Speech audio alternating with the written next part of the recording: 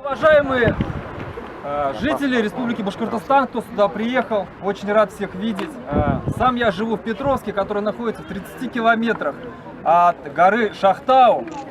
С детства слышал, как ее взрывали, эту гору. Буквально 20 с чем-то лет, и все, горы нету, ничего не осталось абсолютно.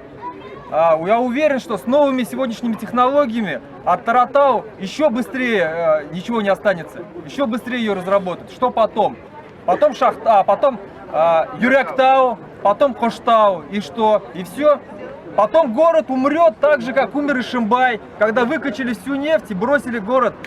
Город сейчас реально похож с пустующими заводами, с неработающими заводами, похож на мертвый город. Возьмите Кумертау, разработали весь уголь, город бросили, все, живет только не знаю на что, жители не безработные. Возьмите Сибай, самый большой рудник там вырыли, медь всю выкачали, город бросили, безработных полно, а рудник один из самых больших в Европе. Скважина вот эта осталась. То же самое будет и с Стерлитамаком. Почему они не думали о том, чтобы открывать какие-то заводы, чтобы вот на будущее вкладывать в будущее, производить какие-то там, не знаю, электронику? Почему они только сырьем одним живут?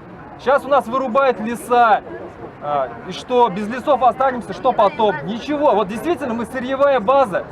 От нас качают и качают, качают и качают, ничего не остается нам. Мы должны ездить на Лексусах. Местные жители вот Республики Башкортостан, столько богатства, мы должны ездить как в Арабских Эмиратах. Нету ничего.